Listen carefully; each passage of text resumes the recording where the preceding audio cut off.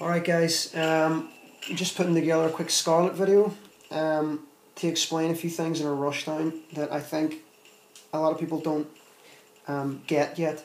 Now, one of the reasons the Skarlet's not as effective as she should be is because it's not as well known as, let's say, Cabal is right now because of all his current success.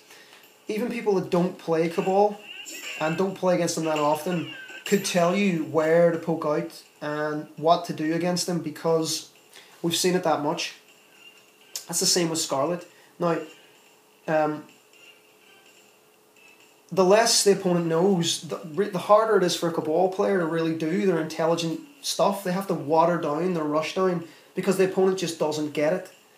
They have nothing to fear, nothing to respect, and that's what goes against Skarlet players at the minute. Opponents don't know their rights, so therefore you can't exploit them. Put simply. So I'm going to show you a few things to just to go through that right now. I mean, the only way this would actually happen is if 6 or 7 Skarlet players started putting her on screen a lot, to the point where even the average player and just some stream guys could tell you where to poke out of her stuff. So I'm going to dispel the first myth about Skarlet, and that is 1-1-2 enhanced dagger cancel. A lot of people think that when you do 1-1-2 enhanced dagger cancel that string is free. It's not free. That's the first thing that's wrong. That's not free. The reasons is because this does not jail the opponent in any particular stance at all. They're free to choose whatever block they want. Secondly, forward 2 is a slow startup, so you can't hit confirm. Essentially, you can't hit confirm that stance. There's no way you could say you can look at what stance they're going to do, then decide to do your motion. And if you do that with forward 2, you're going to lose your advantage. You're going to lose the advantage, and that's the point. You're supposed to take advantage of that block stun.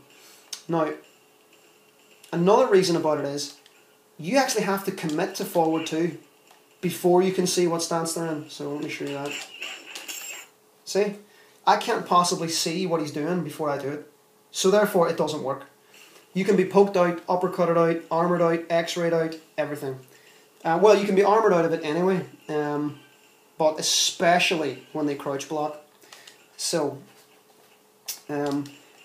that's why that doesn't work. Now, the reason why you want that to work is because when you spend the meter on an enhanced dagger, you want to get it back. Fuck.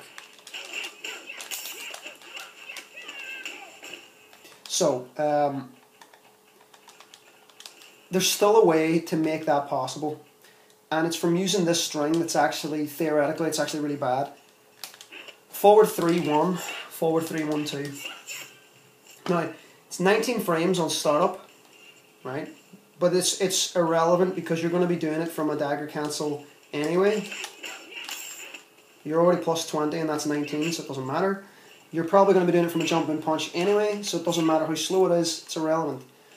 What matters is that this is only -1, and you can also follow it up with forward 3-1, forward 3-1-2. So they should be able to expect, after a reset, at least forward 3-1. And because it's only -1, that allows you other strings and the crossover. So what this means is, if you do your combo,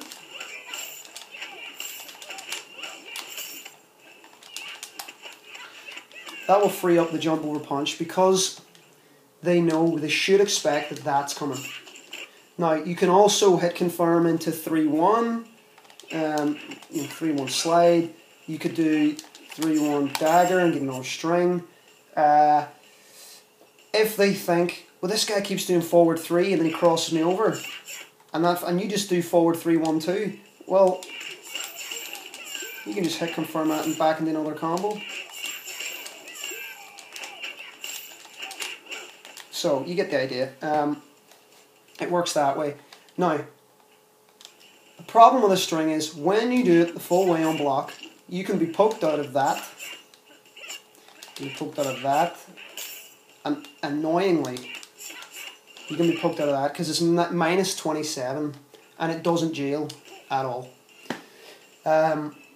Good thing about it is this. Once opponents know they can poke out of this and they can full combo you for that, this is where your armoured slide comes in. It's the same as Cabal players doing forward 4 dash cancel. They know that I know that when they do forward 4, I'm going to poke. I'm going to try and get out of this.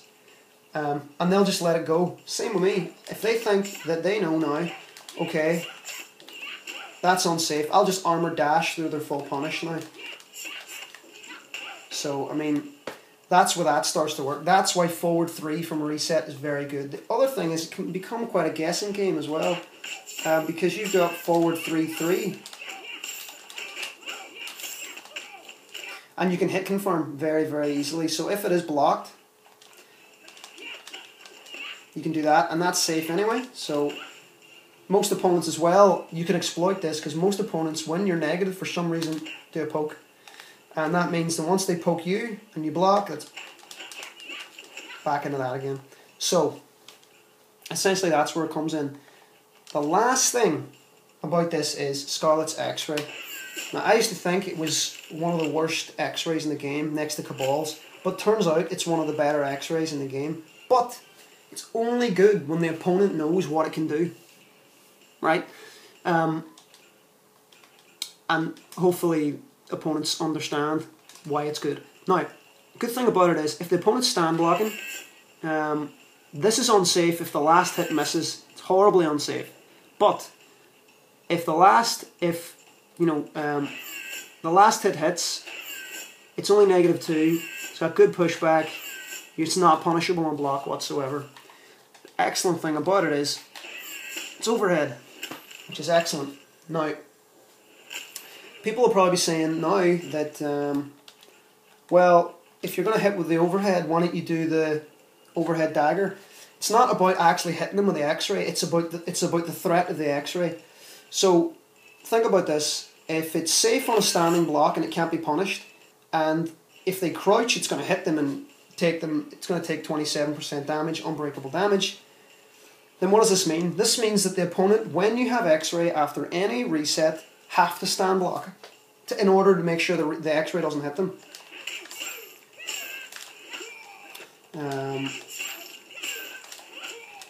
Sorry guys, mate.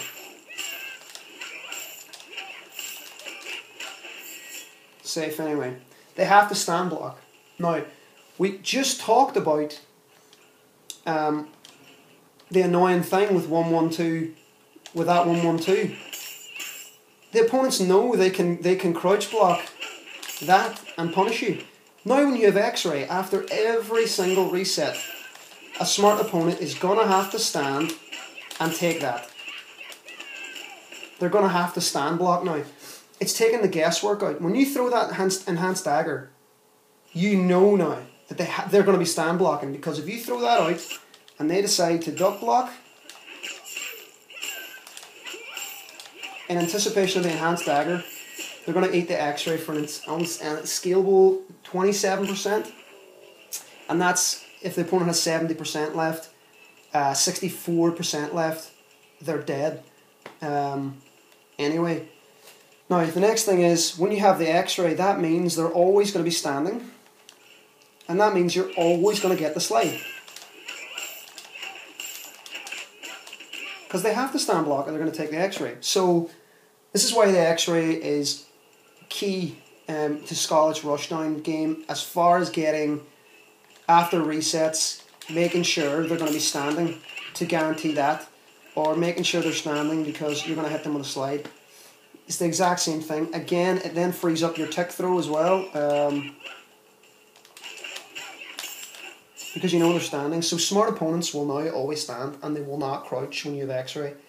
So let me show you. Let's say Cabal is down to what? That's 70% health. And they now know you've got X-ray.